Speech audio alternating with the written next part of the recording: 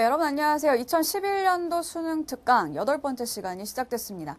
자, 오늘은 갈래복합이야. 갈래복합이 뭐니? 지난 시간까지는 운문복합을 했어요. 즉 현대시 2편, 고전시가 1편 이렇게 나오는 걸 봤지. 자, 갈래복합이라는 건 뭐냐? 고전시가 2편에 수필 1편이 나옵니다. 수필이 이제 등장을 한 거지. 자, 선생님이요. 오늘 원래 수능에 지문들이, 문학 지문들이 어떻게 구성이 되냐, 뭐 극이 나오면 뭐가 안 나오고, 뭐 수필이 나오면 뭐가 안 나오고, 뭐 이런 얘기를 하려고 그랬다? 근데 할 필요가 없을 것 같아. 그걸 안다고 해서 시험을 잘 보는 건 아니거든. 그냥 너희들은 주어진 지문을 잘 읽고 문제를 잘 풀면 되는 거야. 자, 그래서 오늘은요, 그냥 바로 들어가도록 합시다. 자, 갈래복합, 선생님 방금 얘기했듯이 수필과 고전시가의 복합 지문이라고 했어요. 그러면 선생님 고전시가랑 수필은 완전 다른 거 아니에요? 어떻게 얘네들을 한꺼번에 넣을 생각을 했지요? 이런 질문을 할 수도 있겠지. 근데 얘들아, 수필은 시랑 비슷한 점이 많아요. 왜? 수필은 있잖아, 작가가 자기 얘기를 쓰는 거거든. 그래서 수필에서 말하는 나는요, 바로 그 수필을 쓴 작가란 말이야. 그래서 결국엔 작가가 자기의 생각, 뭐 어떤 사물을 보고 느낀 점이라든가, 아니면 자기의 경험에 대해서 어떤 깨달음을 얻었다든가, 아니면은 뭐 지금 자기 현재 상태를 이야기한다든가, 이런 점에서 뭐와 비슷하냐? 시의 화자가 하는 일이랑 똑같아요. 그쵸? 시의 화자도 자기의 상황을 얘기하고, 거기서 느끼는 정서를 얘기하고, 그치? 태도를 얘기하고 비슷하단 말이야. 그래서 수필도 그냥 시를 읽듯이 읽어. 오히려 수필이 더 쉽습니다. 지문이 길어서 여러분들이 좀 부담을 느낄 수도 있겠지. 하지만 생각해봐. 어차피 얘기하고자 하는 양은 똑같아. 근데 이만큼의 얘기를 하기 위해서 시는 이렇게 압축을 시켜놨단 말이야. 그러니까 어때? 굉장히 촘촘한 그런 내용 구조를 갖고 있겠죠. 그렇죠? 촘촘하니까 거기서 그걸 여러분들이 풀어내느라 힘든 거야. 근데 수필은 있잖니, 똑같이 이만한 얘기를 할 때 이거를 이렇게 늘려서 얘기를 하다 보니까 되게 쉽게 풀어서 쓴 내용이 됩니다. 그래서 수필은 있잖아, 처음부터 끝까지 그냥 한번 쫙 읽어. 대충 내용이 눈에 들어올 수 있어요. 그래서 여러분들 아마 예습했지. 내가 늘 묻지만 해오고 있지? 제발 나의 기대를 무너뜨리지 마. 자, 예습하면서 수필 읽어봤겠지만 어려운 수필 하나도 없습니다. 가끔 이게 무슨 내용인가 싶은 것도 있을 거야. 그건 선생님이 잡아줄게. 걱정하지 말고 같이 한번 갈래복합 지문 들어가 보도록 하겠습니다. 자, 그러면은 우리 같이 한번 교재 50쪽부터 52쪽에 나와 있는 첫 번째 지문, 먼저 문제 유형 확인해 보도록 할게요. 선생님 수필이니까 새로운 문제 유형이 등장하지 않을까? 그렇지 않아. 시가랑 문제 유형은 비슷해. 자, 가보자. 고고고. 자, 첫 번째 문제야. 가나다의 공통점. 봐, 똑같잖아. 자, 시만 가지고 물어보든 시와 수필을 물어보든 처음에는 공통점을 묻는 거 아주 공통된 그런 문제입니다. 그래서 이렇게 공통점을 물을 수도 있고, 가끔 그렇기도 해. 그냥 가나다에 대한 설명으로, 그러니까 공통점을 문제 만드는 사람들 자체도 공통점을 찾아내기 힘들 때는 그냥 가에서 다에 대한 설명으로 가장 적절한 것은 이렇게 물어보는데, 결국엔 똑같은 문제 유형이야. 그치? 자, 그래서 지금 보시면은요, 선생님이 그 선택지를 보니까 1번은 어떤 면에서의 공통점을 찾냐 보니까 표현 면에서의 공통점을 찾더라고. 표현! 똑같은 거잖아. 예전에 우리 표현기법 이런 거 시 문제 유형에 있다 그랬지. 자, 그다음에 두 번째, A와 B를 비교하여 이해한 것 중 적절한 것은, 이해의 내용들을 보았더니 결국 이거 뭐 시어 묻더라고. 시어의 의미. 자, 그다음에 세 번째, 가와 보기의 도산시비곡을 연관지어 이해한 것 중 적절하지 않은 것은 이라고 해서, 자, 보기에 새로운 작품을 하나를 줬어. 뭐야? 작품? 비교 감상이 되겠죠. 그렇죠? 자, 그래서 이거 같은 경우에는 보기를 통해서 어떤 정보를 줬어. 그 정보를 통해서 작품을 어때? 서로 비교 이해를 하고 결국 종합적으로 감상하라는 그런 문제가 되겠습니다. 감상 문제야. 자, 그다음에 4번 볼까요? 자, 4번 같은 경우에는, 자, 나의 기억에서 미음에 대한 설명으로 적절하지 않은 것은 이라고 했어. 자, 이거 선택지 가만히 보니까 다, 자, 그 기억에서 미음에 쓰인 표현법 묻고 있어요. 그리고 시어의 의미, 이런 것들 물어보고 있고요. 자, 그 다음에 5번 같은 경우에 다가 수필이야. 이 수필의 짜임을 보기와 같이 정리하고자 한대. 자, 그래서 보기와 같이 정리했을 때 가에 들어갈 내용으로. 이거는 얘들아 긴 글이잖아. 그러니까 너희들이 이 글을 제대로 읽었나, 글의 내용을 제대로 파악할 수 있나, 내용 확인 문제나 마찬가지입니다. 수필의 내용을 파악하는 그런 문제인데, 결국에 이거는 시의 교과서의 어떤 화자의 태도나 화자의 어떤 정서를 파악하는 문제랑 비슷하게 접근을 하셔도 될 것 같아요. 자, 그래서 30초의 투자 해봤어, 선생님이. 자, 어떤 순서로 풀면 될까? 자, 봤더니 선생님 보니까 3번 문제 같은 경우에는 그 가작품 가지고 풀 수 있겠더라고. 그치? 가작품 하나로 묻더라고. 그래서 먼저 가작품을 보고요. 그 다음에 3번 풀고, 자, 그 다음에 또 나작품 보고, 그 다음에 4번 풀고, 가나 가지고 2번을 풀 수 있겠어. 자, 그런 다음에 마지막으로 이제 남은 거 다 하고 5번. 그치? 이거 다 이거잖아. 그치? 다 작품으로 풀 수 있는 문제잖아. 그 다음에 마지막으로 공통점 묻는 1번 문제. 이런 순서대로 가면 무리 없이 잘 갈 수 있을 것 같아요. 자, 그러면은 가작품부터 한번 들어가 보도록 할게요. 자, 가작품을 선생님이 봤어요. 자, 봤더니 우리 신지가 썼네. 우리 시를 신지가 썼어요. 자, 신지의 영헌 12장이라는 그런 작품입니다. 근데 뭐 제목을 봤을 때 와닿는 게 없죠. 그렇죠? 고전 시간에 이런 경우가 좀 많아요. 우리 선생님이 현대시를 보면은 뭐라 그랬어? 제목을 통해서 이게 화자가 중요하시냐, 대상이 중요하시냐 얻어내라 그랬지. 그치? 판단을 하라 그랬어. 고전 시가 같은 경우에는 이런 식으로 좀 제목을 통해서 뭔지 모르겠는 그런 시들이 있다. 걱정하지 마. 그럼 그냥 무시하면 돼. 그 제목은. 별로 너희들한테 정보를 안 주는 거야. 그러면 바로 그냥 시로 들어가도록 하세요. 자, 시를 보니까 얘네들이 봐봐. 제2수, 제6수, 제9수 이런 식으로 돼갖고 세 부분으로 나눠져 있죠. 그러면 한 부분을 봤을 때 세 줄이야. 이게 뭐야? 시조야. 그지? 자, 시조는 있잖니 얘들아. 자, 그 시조라는 거는 있잖아. 만약에 딱 읽었는데 뭔 말인지 모르겠다. 봐봐. 백로주에 돌아들어. 방구정 돌아가니 뭔 소리요? 자, 모르겠다. 종장으로 가. 왜? 이 부분에 시상이 압축돼 있어. 즉 화자가 이야기하고자 하는 주제의식이 이 종장에 묻어있기 때문이라는 거죠. 자, 그러니까 만약에 읽었는데 뭔 소리인지 모르겠다? 자, 그럼 종장만 보세요. 뭐라고 돼 있니? 아희야 풍경이 이러하니 아니 놀고 어찌하리. 이야, 좋다. 그치? 자, 이게 뭐야? 결국 이 제2수에서 하고자 하는 이야기는 자, 풍경이 이런데 안 놀면 어찌하겠냐. 무슨 얘기야? 놀자라는 거 아니야?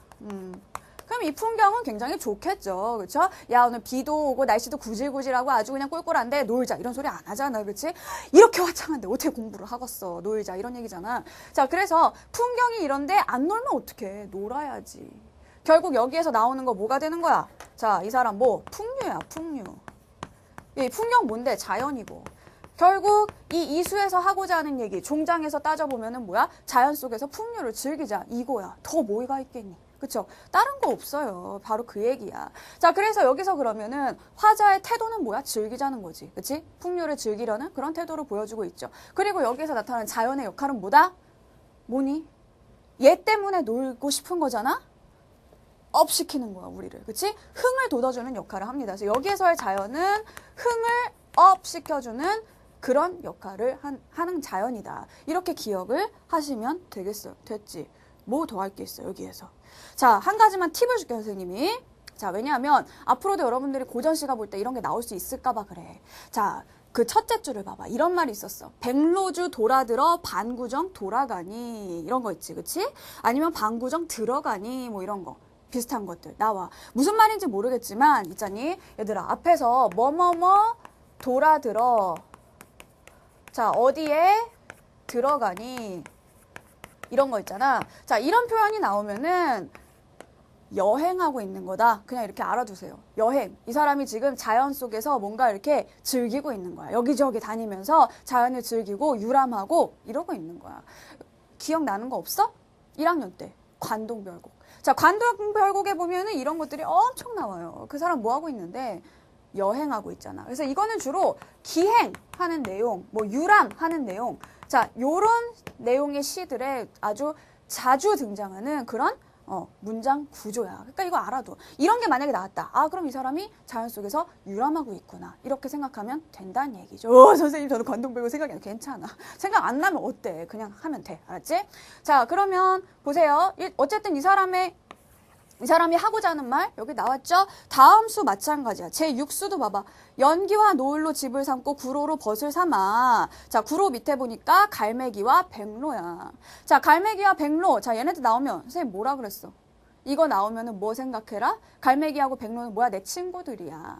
결국 저 새들과 친구가 된다라는 것은 자연 친화 사상이 나타나는 거죠. 계속 이어지는 거야. 처음에 이 사람은 자연을 즐기는 거, 자, 풍류를 이야기했고, 이제는 자연 친화, 뭐, 물화일체. 이런 걸 얘기하고 있다. 자연을 벗을 삼아 사는 삶이야. 자, 팔백 먹고 물 마시고 반구정에 누웠으니 세상의 부귀공명은 여기다 밑줄 쳐야지. 그치? 자, 봐봐라. 지금까지는 계속 막 놀자 이런 얘기만 했어. 그치? 자연에 대한 태도만 나와 있었어. 근데 지금 와가지고 갑자기 무슨 이야기를 하느냐? 자, 세상의 부귀공명. 자, 이걸 뭐라 그랬어? 헌신인가 하노라.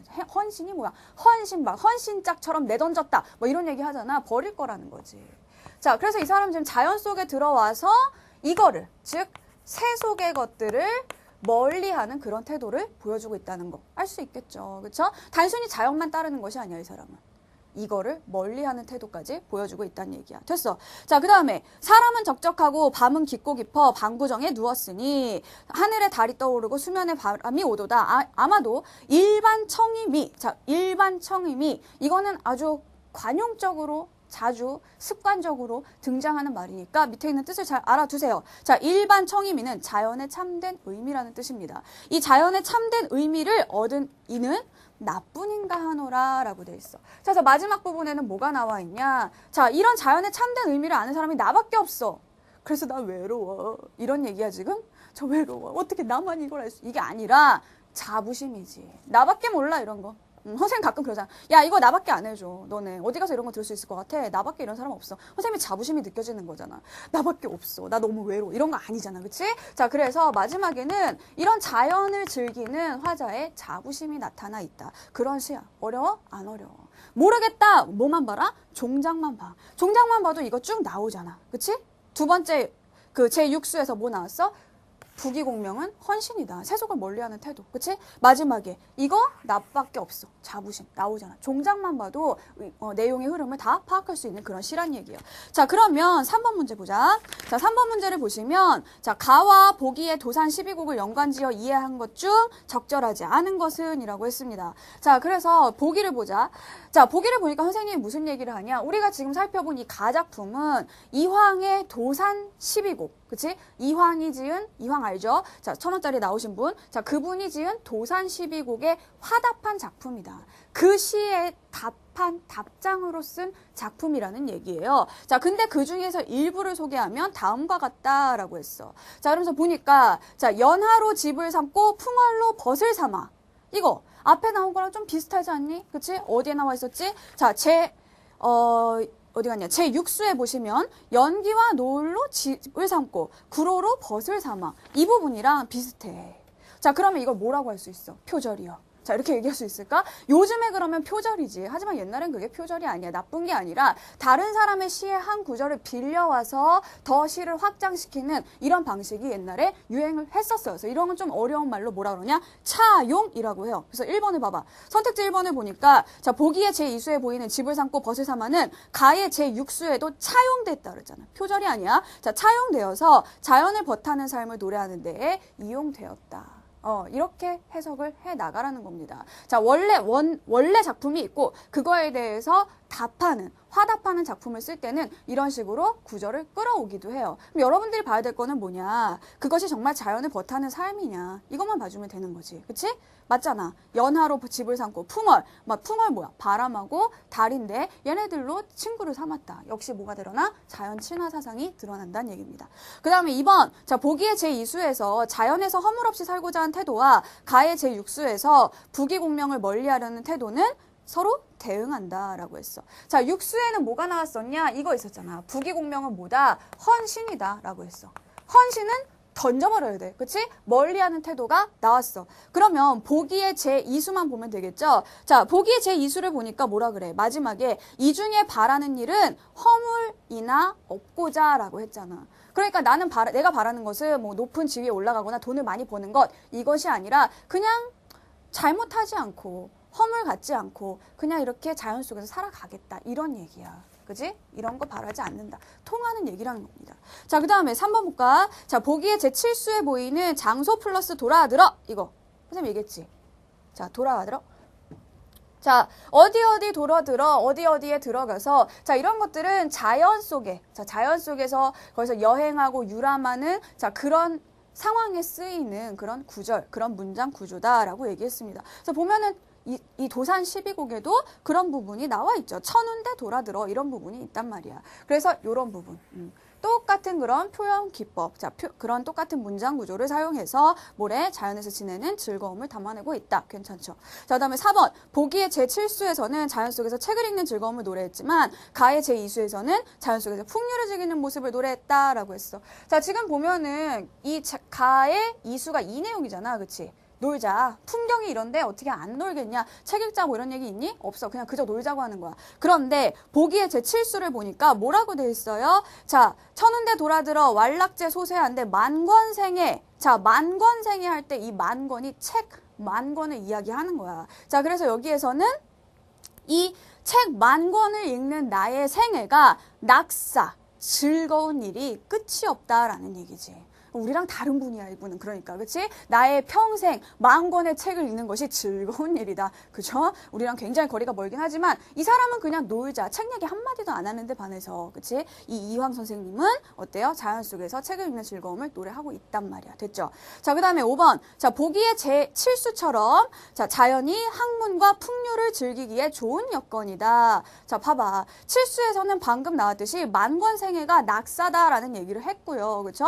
자, 그리고 그 마지막에 종장을 보시면 이 중에 왕래 풍류를 일러 무엇할꼬라고 했잖아. 즉 이 사람이 있는 이 자연은요. 책 읽기에도 좋고 왕래 풍류를 즐기기에도 좋은 곳이다 라는 이야기를 하고 있어요. 그런데 가의 제9수를 보면 적적하고 깊고 깊어 자 이런 말이 나와 있지. 근데 적적하고와 깊고 깊어라는 말 자체는 어떤 뜻이니? 이거는 어떤 뜻이야? 이곳은 굉장히 조용하고 사람들에게 알려지지 않았다. 그냥 이런 뜻이지. 이것만 가지고 뭘 알 수 있어? 여기서 학문하기 좋다? 이런 거 알 수 있어? 없어. 일단 이 사람 놀자는 사람이거든. 그치? 학문을 즐기기에 좋은 곳이다. 이런 얘기는 여기에 나타나고 있지 않다는 얘기죠. 자, 그래서 5번이 답이 되는 겁니다. 됐죠? 자, 그 다음에 나루가 자, 나작품으로 가니까 정철의 성산별곡이 나옵니다. 자, 성산별곡 보아하니 길어. 긴데 가사야, 그치? 자, 가사 작품 여러분 어려워해. 너무 길어서. 그리고 좀 옛날 말로 돼 있어서 힘들어하지만 문제 푸는데 아무 지장 없어요. 그러니까 걱정하지 마, 얘들아. 그냥 이성적으로 이걸 봐. 너희들. 너무 심적인 부담을 느끼지 말고 머리만 깨어있으면 된다. 같이 한번 보자.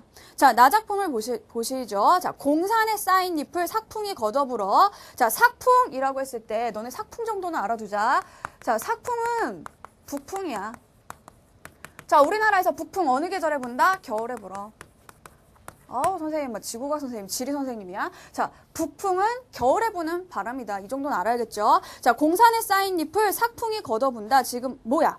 겨울이야. 지금 여기에서 이게 기억이었는데 기억에서 겨울인 거 몰라도 돼. 그 다음에 보면 나오죠. 때구름 거느리고 눈조차 몰아오니. 그래, 눈이 내려. 겨울이야. 됐지? 자, 겨울이라는 계절적 이미지가 계속해서 제시가 되고 있습니다. 자, 천공이 호사로워 오구르 꽃을 지어 만수천림을 꾸며도 내는구나 라고 했어. 자, 그래서 니은 부분에 보면 뭐라고 돼 있냐. 천공 뭐야? 하느님이, 그치? 하늘이 아니면은 조물주가, 그치? 자, 조물주가 너무 사치스럽다 보니까 옥으로 꽃을 지었대. 자, 옥으로 꽃을 지었다. 근데 이 옥은 있잖아요. 여러분들 지금 옥을 생각하면 무슨 색감만 생각나? 너네 집에 있는 옥매트 생각하지, 그치? 초록색? 아니야. 자, 주로 우리 문학작품에 나오는 옥은요, 백옥이 많습니다. 즉, 흰색 옥으로 꽃을 지었다. 그래서 이걸 가지고 숲을 꾸며냈다라는 거잖아. 결국 이거는 뭐야? 눈 덮인 숲을 얘기하는 거지. 그치? 자, 눈 덮인 숲을 옥으로 만든 꽃에다가 뭐 하고 있는 거야, 그럼 이거는? 뭐야, 이게? 비유죠. 그쵸? 여기에다가 빗대어 표현하는 거니까 이 부분에는 비유가 사용되고 있다는 얘기다. 자, 계속 보자. 암여울 가리워 얼어 외나무다리 빗겼는데 막대맨 늙은 스님 어느 절로 간단 말인고 산홍의 이 부기를 남에게 자랑마오 경욕을 은세계를 찾을 이가 있을세라 라고 했어. 여기 보니까 지금 이 사람이 굉장히 아름다워. 지금 이 자체는 이 사람이 자연 속에 있는데 화자가 자연 속에 있는데 굉장히 아름다워. 아름다운데 가만히 보니까 스님이 나가고 있어. 저 외나무 다리를 건너가지고 나가고 있어. 가가지고 어디로 가는 걸까? 나가서 여기 아름답다는 거 사람들한테 알려주면 어떡하지? 나 혼자 즐기고 싶은데? 이런 얘기야. 아까도 그런 게 있었죠. 자, 아까 A 부분에서 자, 아마도 일반 청임위를 얻은 사람 나뿐인가 하노라. 이게 뭐야? 외롭단 얘기가 아니라 나의 어떤 자부심이 드러났단 말이야. 여기도 마찬가지라는 거죠. 그쵸?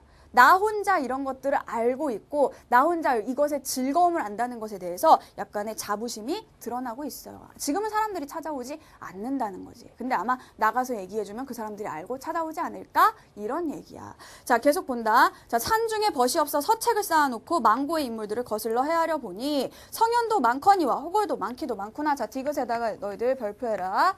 자, 왜 별표하냐? 왜 별표하냐? 자, 우리 고전 시가나 고전 소설을 읽다 보면 이런 디귿과 비슷한 구절들이 많이 나옵니다. 자, 그래서 성현, 아주 성자 같은 뭐 어떤 지혜로운 사람들, 호걸, 뭐 영웅, 이런 사람들 있잖아. 자, 이런 사람들이 굉장히 많구나. 라는 얘기를 할 때는 대체로 무슨 얘기를 하냐? 어디서 봤지? 책에서 봤단 말이야. 책 속에 보면 이런 사람들이 많은데, 자, 지금은 어디 갔냐? 자, 없어. 자, 지금 이 사람들이 다 어디 갔을까? 그렇게 천하를 호령하고 엄청난 그런 부귀와 건세를 지녔던 사람들이 지금은 어디로 갔을까? 지금은 없다. 이런 얘기를 했을 때 나타나는 거는 뭘까? 아, 그래. 이런 삶을 살아도 결국에는 다 사라지는 것이구나. 그렇지. 인생 무상이야. 그래서 이런 구절이 나오게 되면 선생님 별표하라고 한 이유 알겠죠? 다른 시에서도 이런 비슷한 구절이 나오게 되면 그 뒷부분은 인생무상이라는 내용으로 이어지기 쉽다는 겁니다. 그래서 이것도 한번 봐봐. 자, 하늘이 만물을 지으실 때 어찌 아무 의도가 없었을까마는 어찌된 시운이 흥했다 망했다를 반복하였는가. 이런 사람들도 흥했다가 망했다가 인생이라는 것이 그렇다는 거죠. 흥하는 일이 있기도 하지만 망하는 일이 있기도 하다. 그거는 참 무상한 것이다. 그러니까 뭐야? 욕심을 가지지 말라는 거야. 욕심을 버리자는 거야. 자, 그러니까 어때? 이 사람은 이걸 깨달았기 때문에 욕심을 버리고 어디로 온 거지? 자연으로 온 거지. 자, 그래서 그 뒤에 나오는 내용은요, 무슨 기산에 늙은 고불, 그 밑에 허유 이런 사람들이 나옵니다. 자, 이런 사람들은요, 어떤 사람들이냐? 다 속세를 떠나서 기산이라는 어떤 그 자연 속에 묻혀 살아갔던 은자들이에요. 은둔하면서 살아갔던 그런 사람들이야. 그래서 거기 보면 밑에서 넷째 줄 봐봐. 중간에. 자, 표주박 하나도 귀찮다는 핑계로 세상을 버린 허유의 행실이 가장 현명하구나. 세상을 버리고 자연 속에 들어가서 살았던 사람들의 행실을 현명하다, 지혜롭다라고 평가한다는 거죠. 그 얘기는 이 사람 자체도 어떤 사람이냐? 이 사람도 어떤 사람이라고 볼 수 있어? 자, 속세, 자, 이것을 떠나서 자연으로 들어와서 살고 있는 사람이다. 이런 관점이 여기에 성립할 수 있다는 얘기입니다. 자, 그래서 계속 그 뒤에 내용은 그런 거예요. 자, 인심이 얼굴 같아 볼수록 새롭거늘 세상 사는 구름 같아 험하기도 험하구나. 세상에 나가면 다 그렇다는 거야. 되게 험하고 너무 막 이렇게 거기 인심이 얼굴 같아 볼수록 새롭다라는 얘기는 인심. 사람들의 마음은 볼수록 새롭다. 정말 흥미진진한데 이게 아니라 너무 쉽게 빨리빨리 자주 변한다는 얘기야. 너무 변해서 대하기가 힘들다는 거죠. 그렇죠? 그러니까 그곳에 있지 말고 나는 그냥 이 자연 속에서 뒤에 뭐가 나와? 술이나 마시고 검은고나 타자. 즉 풍류를 즐기자. 선생님이 개념 급탑제에서 시어의 의미, 고전 시가에 쓰인 시어의 상징적 의미 잡아준 거 있습니다. 혹시 기억 안 나면 다시 가서 보고 오세요. 교재라도 봐. 거기에 보면은 무슨 얘기가 있냐? 선생님이 주로 술이나 검은고, 자, 이런 시어들이 등장한다. 그러면 그것을 통해서 나타내는 것은 풍류일 가능성이 높다라고 얘기를 했을 거야. 마찬가지야. 이 사람도 이것을 떠나서 여기에 묻히는 거야. 그래서 결국 이거를 추구하고 있다. 이런 태도로 살고 있다. 이렇게 이해할 수 있겠죠. 자, 그러면 4번 가보자. 자, 4번을 가시면은요. 자, 나의 기억에서 미음에 대한 설명으로 적절하지 않은 것은 이라고 했어요. 1번 같은 경우에 감각적 표현으로 겨울의 이미지를 형상화한다. 이 부분이었죠. 삭풍이 뭐라 그랬어? 자, 공산에 쌓인 잎을, 나뭇잎을 북풍이 이렇게 확 몰아가는 그런 모습. 그치? 시각적인 이미지가 나타나 있고요. 겨울이 나타나 있죠. 니은 같은 경우에는 이 부분, 그치? 눈 내린 모습을 옥으로 만든 꽃으로 뭐 했어? 아름답게 표현한 거니까 미화한 거. 맞죠? 그쵸? 자, 그 다음에 3번. 자, 서책 속의 인물들과 화자를 동일시하고 있다. 돼, 안 돼? 자, 여기에 보시면은 어때요? 이 사람들, 어때?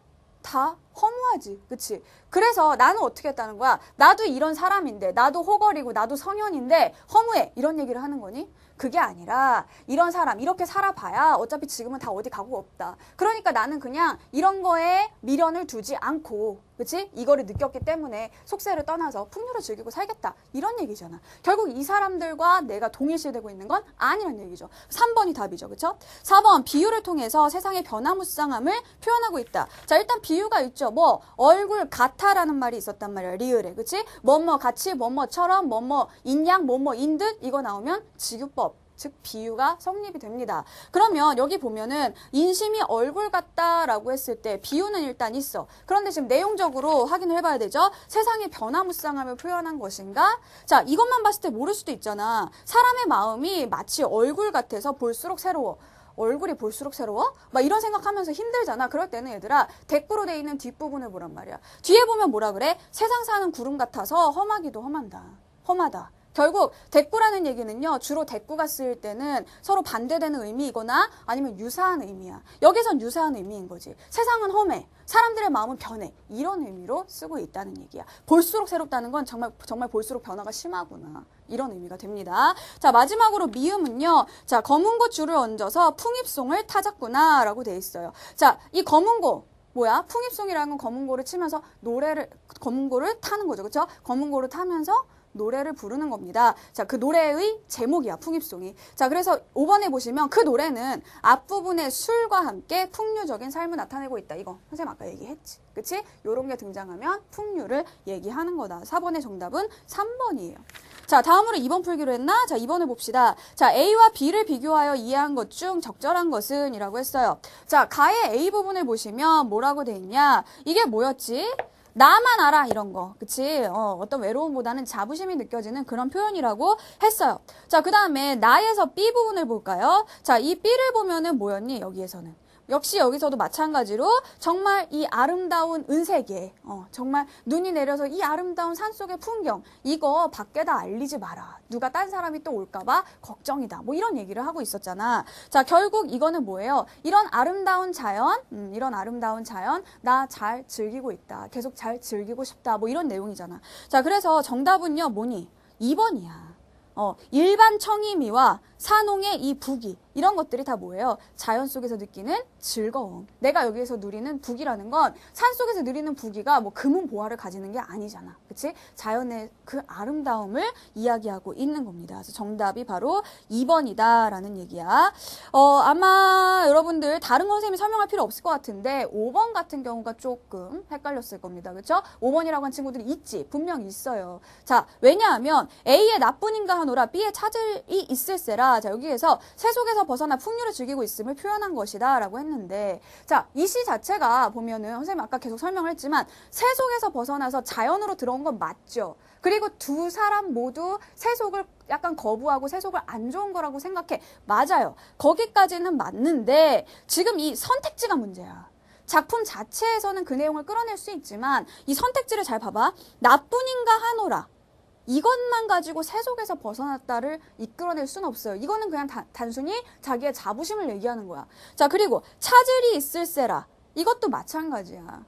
그냥 이 아름다운 자연을 나 혼자 즐기고 싶다. 이런 뜻이지 여기에서 새 속에서 벗어났다. 이거를 이끌어낼 수는 없다는 얘기죠. 그래서 아마 작품에 대해서 나는 이해를 했다고 생각했는데 그래서 5번이라고 했는데 틀린 친구들은 선택지를 꼼꼼하게 안 읽은 겁니다. 알겠죠? 그래서 2번의 정답은 2번이 돼야 된다. 됐죠? 자, 다음으로 다작품 보자. 자, 다작품은 뭐냐 하면은 수필이에요. 자, 수필. 선생님이 아까 뭐라 그랬어? 한 번만 정신 차리고 쫙 읽어보면 내용이 들어온다라고 했죠? 이거 선생님 지금 다 어떻게 읽어줄 거야? 읽을 필요도 없고. 자, 다작품의 내용은 뭐냐? 결국 이거는 그거야. 자, 아름다운 경치. 뒤에 문제를 보면은 아름다운 경치를 절경이라는 말로 표현하고 있습니다. 자, 절경에 대한 사람들의 생각이 달라요. 사람들은 이 정말 아름다운 경치라는 것은 어디에 가야 있다고 생각을 해? 아주 먼 곳, 그치? 자, 먼 곳, 뭐 궁벽한 곳, 뭐 우리 지금 말로 하자면 오지, 뭐 이런 데 가야지. 오지 탐험이나 가야지 엄청나게 멋진 그런 자연환경이 있다고 생각을 합니다. 그런데 이 사람의 생각은 아니라는 거죠. 꼭 그런 것이 아니야. 원래 아름다운 풍경은요, 우리 일상 주변에서도 찾을 수 있다. 우리가 사는 곳에서도 찾을 수 있다. 그런 얘기를 하고 있습니다. 다만 그 이유를 뭐라 그러죠? 왜 여기에만 있다고 생각하고 여기에서의 그런 아름다운 풍경은 발견하지 못할까? 그 이유를 뭐라고 설명하고 있어? 여기서 너무 사는 거에 치이는 거야. 여기서는 우리가 너무 사는 거에 치이고 일단 돈을 벌어야 되고 우리의 생각이 다른 곳에 집중되어 있다 보니까 여기를 볼 수가 없다는 거죠. 예를 들어 선생님네 학교에는요. 학교 안에 동산이 있어. 그런데 그 동산에 정말 얼마나 사계절로 예쁜 꽃이 피는지 몰라. 근데 우리 학생들은 선생님 학교 학생들은 선생님들도 마찬가지고요. 그 동산의 아름다움을 잘 몰라요. 즐기지를 못해요. 왜? 학생들에게 학교는 공부하는 곳이야. 선생님들한테 학교는 뭐야? 직장이야. 그러다 보니까 거기에 아름다운 풍경은 놓치고 다른 쪽에 계속 신경을 쓴다는 얘기지. 그래서 이 수필은요. 이게 아주 중심되는 생각입니다. 그쵸? 자, 그래서 결국 교훈은 어떤 것이냐. 사람이 한 가지에만 신경을 쓰다 보면 나머지 것들을 놓치게 된다. 이런 의미거든. 자, 그러면 됐어. 자, 이렇게 내용을 일단 정리를 해놓고 5번을 가보도록 할게요. 자, 다의 짜임을 보기와 같이 정리하고자 한다. 가에 들어갈 내용으로 가장 적절한 것은 이라고 했습니다. 자, 일단 보기를 보니까 A라고 해서 절경에 대한 세인, 즉 세상 사람들의 일반적인 인식이 나와 있지요. 결국 그게 뭐니? A의 내용이. 세상 사람들의 일반적인 인식은 절경은 먼 곳이나 이런 궁벽한 곳에만 있다고 생각을 하는 거야. 그런데 자, B, 글쓴이의 생각은 뭐야? 그렇지 않다. 절경, 아름다운 곳은 우리 일상생활의 주변에도 있다. 우리가 사는 곳 근처에도 있다. 사람이 사는 곳 가까운 곳에 있다라는 거야. 그치? 이 먼 곳에 있었으니까 가까운 곳도 써놓자. 이게 글쓴이의 생각이라는 겁니다. 됐죠? 자, 그러면은 내용, 이 가에 들어갈 내용, 요것과 관련된 내용이 되어야 하는 거야. 그치? 그럼 뭐가 답이 돼야 돼? 뭐가 답이 돼야 돼? 4번이죠. 그렇죠? 4번에 보시면 하나의 관점만으로 보면 다른 것을 못 보기 때문에 사람들은 여기에서는 경치를 못 보고 자기의 일상 생활만 보는 거야. 삶만 보는 거야. 그렇지? 그렇기 때문에 사람들은 경치 좋은 곳은 멀리 있다고 만 생각을 한다는 얘기지. 그래서 정답은 4번이 되는 거지. 그치? 자, 매력적인 오답이 될 수 있는 거 5번입니다. 5번 보시면 세인들은 겉만 보고 경치의 아름다움 여부를 판단하지만 이면에 있는 경치의 진면목을 볼 줄 알아야 한다. 마치 이것도 답인 것처럼 보여. 하지만 여기에서는 겉에만 보고 속을 못 봐서는 안 된다. 이런 얘기를 하는 것이 아니야. 겉과 속 얘기를 하고 있는 것이 아니라 한쪽 측면으로만 계속 생각을 하다 보니까 그것이 아름답다는 것을 판단하지 못한다. 즉 어떤 관점의 문제를 이야기하고 있는 것이지 겉과 속 이 얘기는 아니라는 거다. 그래서 5번의 정답은 4번이 되겠죠. 마지막으로 1번 봅시다. 자, 1번을 보시면은요. 가나다의 공통점으로 가장 적절한 것 뭐냐. 자, 가작품 같은 경우에는 뭐예요? 자연 속에서 풍류를 즐기는 삶. 나작품 같은 경우에는 이건 또 뭐니? 역시 부귀공명 이런 것들을 좀 멀리하고 자연 속에서 풍류를 즐기는 그런 삶이에요. 그쵸? 자, 그 다음에 다 같은 경우에는 이거는 뭐 사물을 판단을 할 때 어떤 여러 가지 면을 고려해야 한다. 이런 얘기를 하지만 어쨌든 주제의식은 그것이지만 어쨌든 이것도 절경이라는 자연물로부터 시작을 하고 있다는 얘기죠. 자, 그래서 정답은 뭐야? 3번이 됩니다. 자, 여러분들 아마 물어볼 거다. 선생님 1번 안 돼요? 2번 안 돼요? 물어볼 텐데. 자, 4, 5번은 아닌 거 알지? 자, 1, 2번은 선생님이 알려줄게. 자, 서리적 표현이라고 했습니다. 자, 서리적 표현이라는 거는 뭐지? 자, 의문문 형식을 사용해서 내용을 강조하는 것이다. 그런데 선생님, 가나다의 의문문이 모두 있어요. 그래, 의문문은 모두 있다. 그런데 여러분들, 나에서 혹시 자, 나의 어디냐 51쪽의 위에서 셋째 줄을 봐봐. 그러나 굳이 그렇게 하지 않는 것이 오히려 고상한 생활이 아니겠는가? 라는 부분. 미안해. 이건 다구나. 나야. 자, 나를 보시면 뭐가 나와 있냐? 나의 셋째 줄을 보세요. 막대맨 늙은 스님 어느 절로 간단 말인고 이거 있지. 자, 의문문이야. 자, 저 스님 어디로 갈까? 그게 강조하는 거야? 어디로 간다는 걸? 강조의 의미 아니죠. 저 사람 어디로 가는 것일까라고 이야기를 하고 있어요. 자, 그러니까 이건 정말 의문문이야. 정말 의문문인 거지 의문문을 통해서 의미를 강조하는 서리법이 아니라는 거야. 그래서 나에는 서리적 표현이 쓰이지 않은 겁니다. 됐죠? 헷갈리지 마. 자, 그 다음에 2번을 보시면은요. 영탄적 어조라 그랬어. 자, 선생님의 개념에서 뭐라 그랬냐면 영탄적 어조를 찾을 때는 뭘 찾아라? 자, 서리법을 찾으시고 자, 그리고 또 뭐 감탄사를 찾으시고 자, 그리고 감탄형 어미를 찾아라 이렇게 얘기를 했을 거야. 그래서 아마 여러분들이 선생님 그러면 다작품에 서리법이 있으니까 이것은 영탄적 어조가 아닐까요? 라고 물어볼 수 있겠지. 즉 다시 얘기하면 아까 선생님이 잠깐 실수로 얘기했던 거. 다작품의 51쪽의 위에서 셋째 줄. 그러나 굳이 그렇게 하지 않는 것이 오히려 고상한 생활이 아니겠는가. 이 부분. 자, 그 부분은 서리법은 맞아요. 그렇죠? 의문문의 형식을 통해서 자 그렇게 하지 않는 것이 오히려 고상한 생활이 아니겠는가 물어봤지만 결국엔 그게 고상한 생활이다라는 의미를 강조하고 있단 말이야. 자, 의미를 강조하는 서리법은 맞지만 서리법이 자 있다고 해서 무조건 영탄이 아니라 자 이것이 영탄이 되기 위해서는 자 강조를 하긴 하되 거기에 의미 자체가 감탄하는 의미가 들어가 있어야 된다는 거야. 근데 여기에서는 그렇게 하는 게 고상한 거야. 감탄은 아니죠. 그렇죠? 다만 의미를 강조하고 있을 뿐이지. 됐지? 설이라고 해서 얘들아 무조건 영탄 이게 아니야. 이게 아니라 설이를 통해서 뭔가 이렇게 감탄의 내용, 놀라는 내용 이런 것들이 들어있을 때 우리가 영탄적 어조라고 할 수 있다는 겁니다. 그래서 아마 1, 2번 가지고 여러분들이 조금 헷갈렸을 것 같아.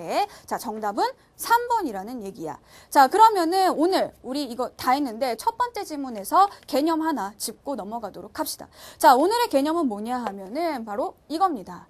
자, 자연과 속세를 대비하는 그런 삶의 문제 이런 것들이 우리 고전 시가에 보면 굉장히 많이 나옵니다. 그렇죠? 오늘도 마찬가지였어. 가작품과 나작품 둘 다 자연과 속세를 대비하는 그런 내용이 나오죠. 자, 이거는 선생님이 여러 군데에서 이야기를 했던 부분인데 정리를 하려고 해 오늘. 자, 자연과 속세를 대비한다라는 것은 무슨 얘기냐?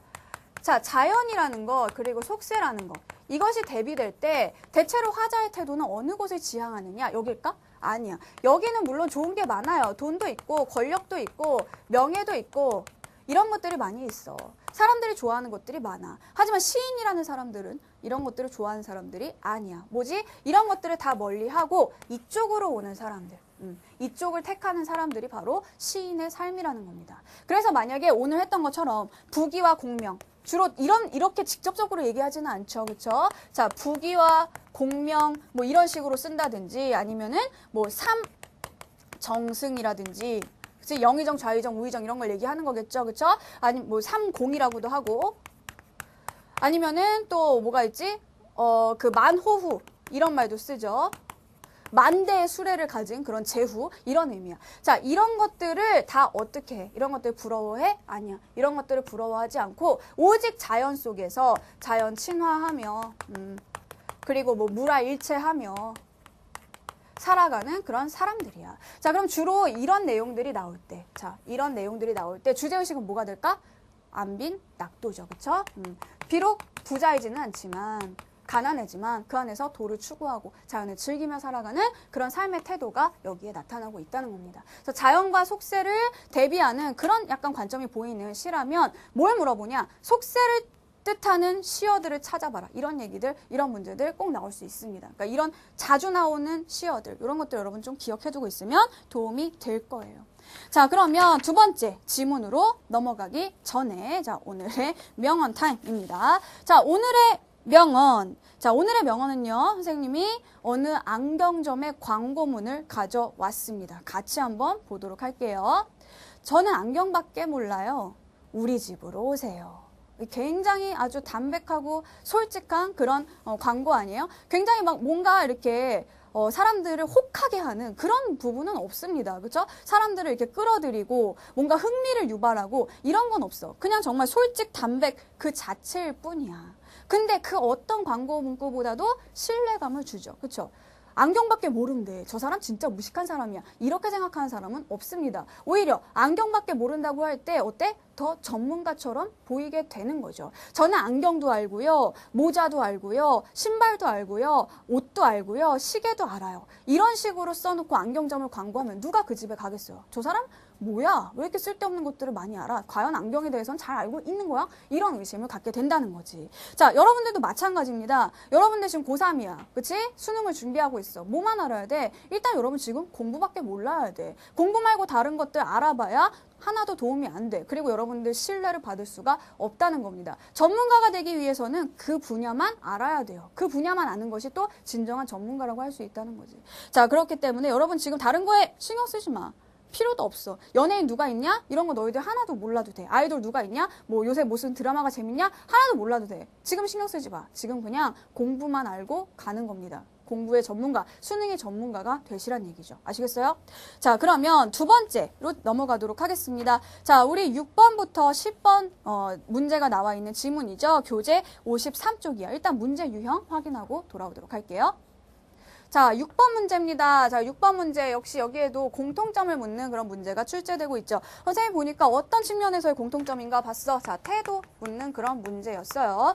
자, 그 다음에 7번 같은 경우에는 보기를 활용해서 자, 가다를 감상한 것 중 적절하지 않은 것을 묻고 있는데 역시 선택지 내용 확인하면 화자의 상황과 그리고 태도 관리 이런 것들을 파악하는 그런 문제야. 자, 그 다음에 8번 보니까, 자, 나의 내용에 비추어서 화자가 보인 심리. 얘들아, 심리가 뭐야, 이 심리? 심리는 주로 우리 소설에서 쓰는 그런 말이잖아요. 그쵸? 이게 시로 오면은 뭐가 되겠어? 정서가 되겠지. 그치? 역시 화자의 정서. 그러니까 이번에 보니까 6, 7, 8 다 뭐에 관련된 거야? 화자에 관련된 내용이 굉장히 많이 나오고 있어요. 다음으로 9번 볼까요? 자, A와 B를 중심으로 다를 이해한 것으로 적절하지 않은 것은 이라고 했는데, 자, 이 부분은 보니까 A와 B, 어떤 공간을 제시해주고 그 공간이 가지고 있는 의미를 물어보고 있는 그런 문제가 되겠네요. 자, 그 다음에 10번은 기억에서 미음에 대한 설명으로 적절하지 않은 것은 해가지고요. 자, 기억에서 미음, 시어나 식구의 의미를 묻는 자, 이런 문제는 빠지지 않고 등장한다라고 얘기를 했지. 그래서 오늘도 보면은 자, 이번 지문도 보면은요. 지금까지 우리가 봤던 유형에서 벗어나는 것이 하나도 없어. 새로울 것이 없다는 얘기야. 똑같은 방법으로 접근을 하시면 되겠습니다. 자, 그러면은 뭐부터 봐야 될까, 얘들아? 자, 뭐부터 볼까요? 자, 선생님 보니까 자, 8번에 보시면은 나의 내용에 비추어서 화자가 보인 심리를 추리하자 그랬잖아. 나부터 그럼 보고서 문제를 해결해 가면 될 것 같아. 자, 그러면 나 작품부터 한번 같이 보도록 하겠습니다. 자, 나 작품을 보니까요. 자, 제목이 누항사야. 자, 누항사 역시 가사야.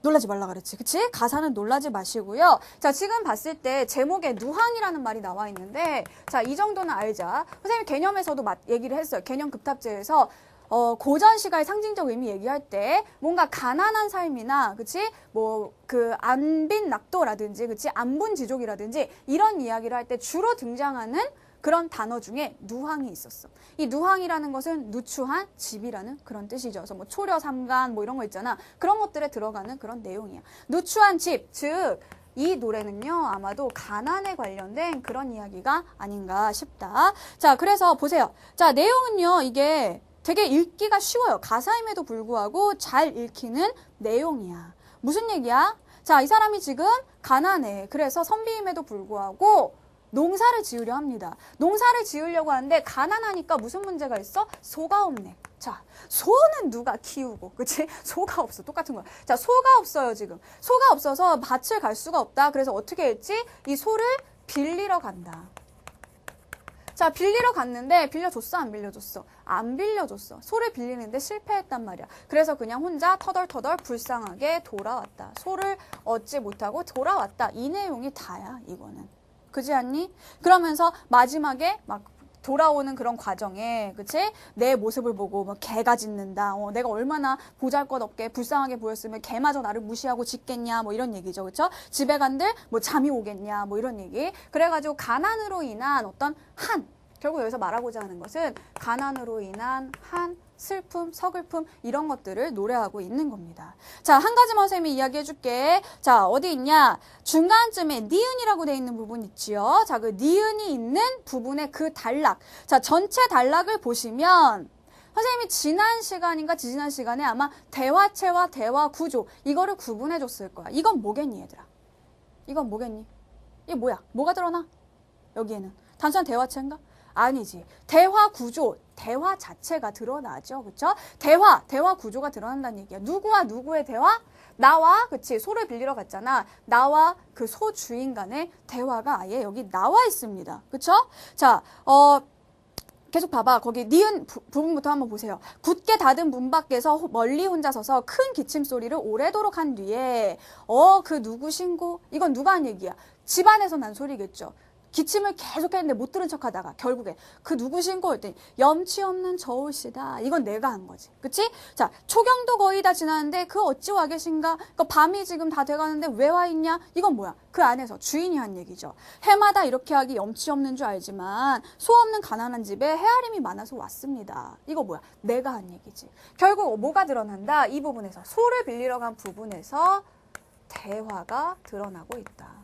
이런 게 바로 대화야, 얘들아. 선생님 지난 시간에 가르쳐줬던 자 대화 또는 뭐 대화 구조가 드러난다라고 이야기할 수 있겠죠. 실제로 두 사람이 주고받는 말이 있으면 이거를 적용할 수 있다라고 얘기했었지. 됐어 그러면은 자 나 이런 내용이고 8번 문제 갑시다. 자, 나의 내용에 비추어 화자가 보인 심리를 추리했을 때 적절하지 않은 것은 이라고 했습니다. 자, 1번을 보시면 자, 집을 나설 때 걱정을 하면서 때가 늦기는 했지만 그래도 논을 가려면 수없이는 안 되는데. 그러니까 이미 늦었어. 그치? 자, 이미 늦었어.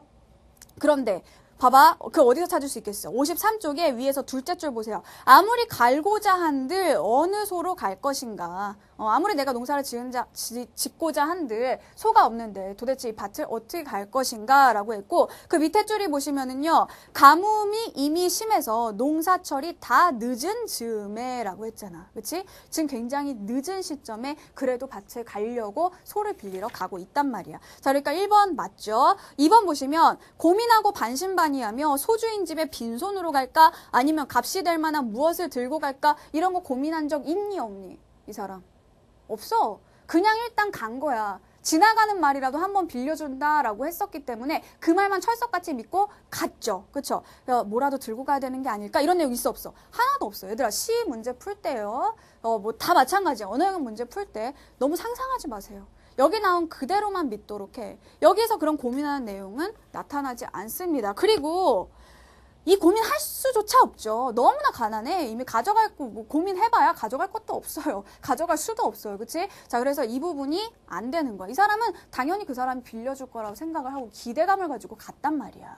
2번이 답이 되는 거지. 그치? 3번, 4번, 5번 같은 경우에는 뭐야? 이 뒤에 있는 내용들 다 그 선생님이 했던 이야기지. 그쵸? 그래서 8번의 정답은 2번입니다. 나는 이 정도로 하고 넘어가도록 할게요. 다작품 보자. 자, 다작품을 보시면은 수필이에요.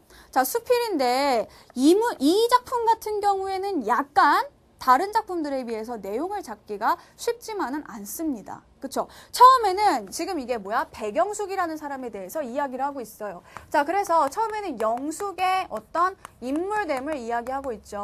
이 사람은 장군 집안의, 그치? 장수 집안의 후예이다라고 하면서 굉장히 어때? 조상 대대로 충성심을 가지고 있는 그런 집안의 후손이다라고 얘기를 했어. 그리고 이 사람도 그것에 걸맞게 충성심이 남못지 않다라는 그런 이야기. 즉, 이 인물의 소개를 해주고 있습니다. 자, 인물 소개 중에 보면 뭐가 있냐? 이런 아주 훌륭한 인격을 가지고 있지만 다만 뭐 벼슬을 하지 못했다라는 그런 아픔이 조금 있었네요. 하지만 벼슬을 하지 못했어도 사대부로서의 부끄러움은 없는 사람이다. 굉장히 이 사람의 인물됨을 어떻게 평가하고 있어? 높게 평가하고 있는 것을 알 수 있겠죠. 자, 그 다음에 다음으로 무슨 얘기야? 이 사람이 이렇게 대단한 사람인데 지금 이 사람이 어디를 가려고 한대? 기린협이라는 곳으로 가려고 한다는 거야. 자, 그래서 여기 A라는 밑줄이 그어져 있죠. 기린협으로 가려고 한다 하면서 갑자기 과거 회상으로 넘어가요. 그 사람이 기린협으로 간다고 하는데 갑자기 옛날 얘기를 왜 하지? 읽어보면 이해가 되지. 자, 옛날 얘기 뭐해? 예전에 그 사람이 나한테 자 어디 연안 골짜기 여기서 살을 하고 털을 잡아준 적이 있다. 그래서 거기에서 같이 뭐 농사를 지어보기도 하고 뭐 이랬는데 자 그때 뭐라고 그 사람이 이야기를 했냐. 사람의 인생이 100년도 못 되는데 자 밑에서 7번째 줄이야. 자, 사람이 인생이 100년도 못 되는데 어떻게 답답한 숲속에서 땅이나 파고 꿩이나 토끼 같은 걸 잡으면서 한평생을 보낸단 말이냐. 그렇게 얘기를 했던 사람이야. 자, 연안골짜기 마찬가지로 시골인데 여기에서 농사를 지을 때 그런 농사 짓고 사는 것 뭐야? 답답하다고 말했던 사람이라는 거지. 근데 지금 그렇게 말했던 이 영숙이라는 사람이 여기를 가겠다고 이야기를 하고 있는 겁니다. 그러면서 그 뒤에 내용을 보면은 뭐냐? 기린협이라는 곳이 어때? 여기에 비해서 훨씬 더 열악한 곳이야. 여기가 훨씬 더 답답하고 훨씬 더 열악한 곳이야. 여기에 비하면 그나마 여기는 낫다라고 얘기를 하고 있어. 여기서도 답답함을 느꼈던 사람이 여기 가서 잘 살 수 있을까? 지금 이 사람이 걱정을 하고 있는 거죠. 그쵸? 자, 그런데 하지만 나는 그 사람을 감히 말리지는 않겠다는 거야. 왜? 나 자체도 여기서 살까 말까 걱정하고 망설이느라고 나 자체도 아직 마음을 정하지 못했기 때문에 내가 주제넘게 이 사람이 여기 가는 것을 말리지 않겠다. 그래서 마지막 부분을 보세요. 마지막 문장을 봐봐. 나는 그의 뜻을 장하게 여기고 그가 겪을 공공한 생활에 대해서는 걱정하지 않기로 했다. 그의 뜻이 뭔데? 여기 기린협에 가서 살겠다고 하는 그 사람의 의지를 나는 장하게 여기고, 그치? 거기에서 그 사람이 공공한, 즉 가난하게 힘들게 살겠지만 그거는 걱정하지 않겠어. 그 사람의 뜻을 존중하겠어 라는 그런 내용이에요. 됐죠? 자, 그러면 9번을 한번 볼게. 자, 기린협과 연한 골짜기네요. 자, A와 B를 중심으로 다를 이해한 것으로 적절하지 않은 것은 이라고 했어요. 자, 1번 보자. 자, 나는 자신도 B와 같은 곳, 여기에서 살지 여부를 아직 결정 못하고 있다. 뭐가 있었어? 밑에서 둘째 줄에 나는 이럴까 저럴까 망설이느라 라는 부분이 있었잖아. 그래서 아직도 거취, 즉 내가 있을 곳, 내가 살 곳을 결정하지 못하고 있다라고 했으니까 1번 맞죠. 2번, 그는 여건이 안 좋아도 A로 들어가. 그치? 그가 영숙이죠. 이 백영숙은 기린협으로 여건이 안 좋아도 들어가서 농사를 지으면 살겠다고 얘기를 했어요. 그 다음에 3번, 나는 A에서 가족과 함께 살아갈 그에 대해서 앞으로 걱정하지 않기로 했죠. 그쵸? 그의 공공함에 대해서는 걱정하지 않기로 했다. 마지막 문장이었어. 4번, 그는 B와 같은 답답한 곳에서 내가 어찌 살아갈 것인지 걱정해 준 적이 있다. 그치? 과거 회상 부분에서 우리가 확인할 수 있는 부분이죠. 마지막 5번, 그는 B에서 내가 겪은 경험에 대해 미안해하며 됐어. 이런 거. 자, 추리하지 말라고 해서 너희들 심리학자가 아니야. 그죠? 여러분들 신경정신과 그 치료하시는 의사가 아니에요. 그 사람의 행동을, 여기 드러나지 않은 그 사람의 행동이나 그 사람의 생각을 추리해내지 말란 말이야. 미안했다는 내용이 있어야 돼. 이게 성립하려면. 근데 아무리 읽어도 미안했다는 내용이 있어, 없어? 없지. 짐작하거나 추측은 금물이야. 없으면 없는 거야. 이거는 미안했는지는 알 수 없습니다. B보다 험한 A로 자청에 들어가고자 한다. 이거는 맞아. 하지만 이거에 대해서 미안했는지는 나타나지 않죠. 그래서 5번이 답이 돼요. 자, 마지막 가작품 보자. 자, 가작품은요, 이거 굉장히 재밌는 작품이에요. 선생님 보면서 이거 웃기더라고. 자, 먼저 봅시다. 자, 이 작품은요, 얘들아, 일단 부분을 나눠봐. 맨 위에 4줄 묶어. 그 다음 6줄 묶으세요. 마지막 4줄 묶으세요. 됐지? 자, 4, 6, 4로 해가지고요. 세 부분으로 나뉘는 부분이야. 그럼 첫 번째 부분부터 한번 볼까? 자, 첫 번째 부분을 보시면은 무슨 내용이 나와 있냐? 자, 첫 번째 부분. 자, 맹교라는 사람과 두보라는 사람의 이야기를 들고 있습니다. 이 사람들이 어때? 가난한 사람이라는 이야기를 하고 있어요. 그쵸? 맹교는 가난하게 살아서 가구가 적어, 두보는 몸이 궁한데도 말이죠. 해가지고 가난한 맹교와 두보라는 사람들의 어떤 상황을 제시하고 있습니다. 이 얘기를 왜 했을까요? 이 사람들에 대한 시인가? 아니야. 나에 대한 시야. 자, 두 번째 부를 보니까요. 내가 지금 밭도 없고 벼룩가루를 먹는데요. 자, 무슨 얘기니?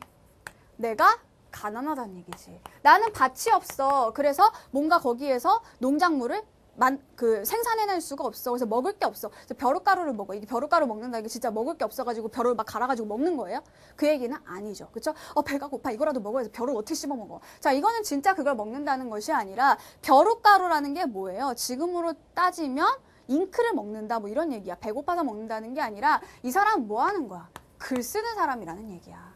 이 사람은 글만 쓰다 보니까는 뭔가 생산이 없어. 그래서 가난한 사람이라는 얘기지. 자, 그래서 평생을 붓만으로 쟁기 삼아 살아왔네. 남들은 쟁기로 밭을 갔는데 이 사람은 뭐야? 붓으로 글을 쓰면서 살아왔다라는 그런 의미가 되겠죠. 그렇죠? 자, 그래서 자기의 가난한 그런 상황을 6줄에 걸쳐서 표현을 해주고 있습니다. 자, 마지막 4줄을 보니까 뭐야? 이 시의 본심, 이 시가 정말 하고자 하는 말이 나오죠. 뭐라고 돼 있냐? 자, 글을 써서 유마일게 밥이나 빈다면 공문에 청정한 빚이니 실을 리 없겠지. 무슨 얘기냐? 내가 글을 써서, 자, 글씀, 글을 통해서 뭐야? 밥을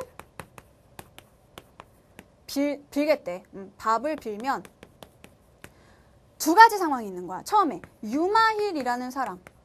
은 어떻게 했냐. 자, 유마일 밑에 보니까 설명이 나와 있어. 뭐라고 돼 있어? 석가모니와 같은 시대의 사람으로 보살의 행업을 닦은 인물이다. 자, 뭐가 느껴져? 뭔가. 인격이 느껴지지. 그치? 보살의 행업을 닦았다. 뭔가 이 사람은 인격적으로 되게, 너그러운 사람이고, 굉장히 사람들을 도와주기 좋아하는 사람이고, 이런 느낌이 들죠. 그쵸? 내가 글을 써서, 즉 밥을 나에게 주세요. 뭐 나를 도와줘, 살려줘, 뭐 이런 얘기겠지. 그런 얘기를 했을 때 유마일 같은 경우에는 뭐니? 밑에 보니까 그 빚이 실을 리 없겠지. 즉 흔쾌히 빌려주겠다는 얘기야. 그런데 그 밑에 봐봐. 자, 선생이 뜻이 있으면 이 선생이 뭐야? 제목을 봐봐. 홍천원에게라고 돼 있잖아. 즉 이 시는 그냥 시가 아니라 홍천원이라는 사람한테 보낸 시야. 그 사람한테 보낸 편지란 말이야. 선생은 그럼 뭐야? 홍천원이 되겠죠. 당신이 뜻이 있다면 능히 나를 살려주실지니. 즉 당신이 정말 생각이 있다면 이 유마일처럼 나를 먹여 살려 줄 거야. 그러니까 천금을 어찌 반드시 하감후에게만 빌릴까? 자, 하감후라는 사람은 밑에 또 나와 있죠. 자, 하감후는 어떤 사람이래? 장자가 곡식을 꾸러 갔는데 빌려주지 않았대. 이리저리 핑계를 대면서 빌려주지 않았대. 즉 이 사람은 뭐야? 인격 X지. 그치? 자, 그래서 결국 무슨 얘기야? 만약에 유마일한테 빌리러 갔으면 싫어하지 않을 거야. 당신이 생각이 있다면 나를 살려줄 거야. 그런데 내가 굳이 이런 사람한테 갈 필요가 있겠어? 즉, 당신은 누구와 같은 사람이다? 유마일과 같은 사람이다. 이렇게 얘기하는데 어떻게 안 빌려주겠냐? 그치? 안 빌려주면 이런 사람이 되는데. 그죠? 굉장히 고단수로 나를 도와달라는 그런 이야기를 하고 있습니다. 그래서 이게 해설해 보면은 이 사람한테 홍천원이라는 사람한테 부탁을 해서 벼슬을 구하는 이제 그런 내용이래요. 근데 우리가 이걸 봐서는 뭐 벼슬을 구하는 건지 밥을 구하는 건지 알 수는 없으나 어쨌든 나를 이런 가난한 상황에서 꺼내달라는 그런 내용으로 해석이 가능하겠죠. 그렇죠?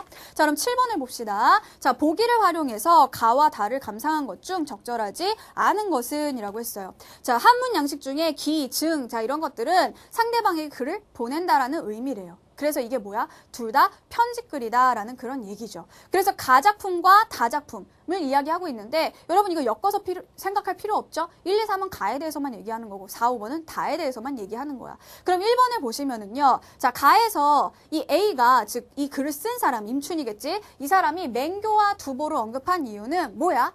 이 사람들 굉장히 훌륭한 사람들인데 가난했죠? 나도 훌륭한 사람인데 나 가난해. 이런 얘기잖아. 네가 도와줄 가치가 충분히 있어. 이런 얘기야. 그래서 자신도 이와 비슷한 상황에 있다는 걸 알리는 거야. 그죠? 그 다음에 2번. 자, 가에 밥이나 빈다면, 자, 여기에는 A가 B에게 먹고 살아가기 위한 도움을 청하고자 하는 의도가 내포되어 있구나. 그치? 자, 유마일에게 밥이나 빈다면. 이런 부분. 그치? 여기에서 나도 너를 유마일이라고 생각하고 너한테 지금 도움을 요청하고 있는 거야. 이런 얘기잖아. 자, 그 다음에 3번. A가 B를 하가무가 아닌 유마일로 빗댄 것. 이거는 뭐겠어요? 너는 하가무 같이 그런 사람, 냉정한 사람, 그런 나쁜 사람 아니야. 유마일처럼 정말 그 보살의 어떤 그런 도를 닦은 사람이야. 굉장히 높여주는 거지. 그럼 어떻게 되겠어? 기분이 좋아서 빌려주겠죠. 그렇죠? 이 사람을 도와주겠죠. 자, 그래서 그에게서 마음을 얻고자 하는 뜻이 숨어 있다. 됐네. 가에는 문제가 없습니다. 자, 그 다음에 4번 볼까요? 자, 다에서 사대부로서도 부끄러움이 없는 사람. 이게 뭐야? 그 영숙을 굉장히 높게 평가하고 있다는 그런 내용이었죠. 문제 없네. 자, 5번 봐봐. 다의 나는 이럴까 저럴까 망설이느라. 자, 이거 뭘 망설이는 거지? 그 뒤에를 봐봐. 바로 그 지문에서 나는 이럴까 저럴까 망설이느라 그 뒷부분을 봐봐. 아직도 거취를 정하지 못한다는 거잖아. 내가 그 연안 골짜기에 살지 말지 망설이느라 아직도 어디서 살지 못 정했다는 거잖아. 그치? 자, 그러니까 뭐가 되겠어? 5번이 답이 되겠죠. 이거는 결정을 만류하고 싶어하는 뜻, 이것이 아니에요. 그리고 뭐라 그랬어? 만류하지 않겠다 그랬어. 그의 뜻을 존중해주겠다 그랬어. 그러니까 5번은 결국 뭐가 되는 거니? 이 글의 내용을 제대로 이해하지 못했다는 얘기죠. 그렇죠? 자, 보기의 내용이 굉장히 엄청난 이야기를 하는 것 같았지만 사실 그렇게 엄청난 내용은 아니었습니다. 다만 얘네들이 편지라는 걸 알려주기 위한 내용이었을 뿐이야. 1, 2, 3, 4, 5번의 내용은 결국 뭐였다는 얘기죠? 글의 내용을 제대로 이해했는가라는 문제라고 볼 수 있다는 얘기예요. 자, 10번 보자. 자, 기억에서 미음에 대한 설명으로 적절하지 않은 것은? 이라고 했어요. 자, 여기 보시면은 1번 벼룩가루. 이거 뭐라 그랬어? 진짜 먹는 것이 아니라 나 뭐 하는 사람이다? 글 쓰는 사람이다. 선비의 신분이라는 거죠. 2번. 자, 이게 뭐니? 굳게 닫은 문. 내가 소를 빌리러 갔는데 문이 굳게 닫혀 있었지? 상대방의 심리적인 상대방에 대한 심리적인 단절감, 문이 닫혀 있다는 거잖아. 그 다음에 3번, 자 축이 없는 집신, 지금으로 따지면 뭐가 될까요? 굽이 다 닳아버린 신발, 구두 이런 뜻이야. 그치? 그럼 그게 무슨 얘기야? 화자의 형편을 실감나게, 가난하다는 그 형편을 실감나게 보여준다는 얘기죠.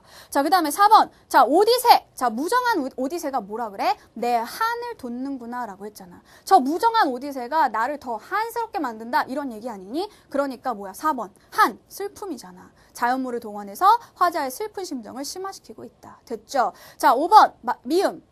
송아지 한 마리? 자, 이 송아지 한 마리는 뭐예요? 농사를 짓기 위해서 끌고 들어가는 거죠. 근데 이게 사대부로서의 자존심 관계 있어, 없어? 없어. 이제 사대부 이런 거 안 하고 나 이제 농사 짓겠다는 거잖아. 자존심이랑 무슨 상관이냐? 5번이 정답입니다. 자, 마지막으로 가나다의 공통점 6번 문제죠. 자, 6번 문제 무슨 공통점이 있을까요? 자, 지금 보시면 가하고 나 같은 경우에 지금 자기 자신의 어떤 가난한 상황이 제시가 되고 있죠. 그쵸? 즉, 가난이라는 것은 뭐야? 물질적인 것이 결핍된 처지. 맞아요. 그죠? 자, 그 다음에 다 같은 경우에도 마찬가지야. 자, 뭐라 그랬어? 그가 분명 기린협에 들어가면 공공한 생활을 하게 될 텐데. 즉, 가난하게 힘들게 살아가게 될 텐데. 다만 걱정을 안 했을 뿐이지. 얘들아 잘 읽어. 아마 너희들이 이것 때문에 틀렸을 거야. 1번은 안 고른 사람들은.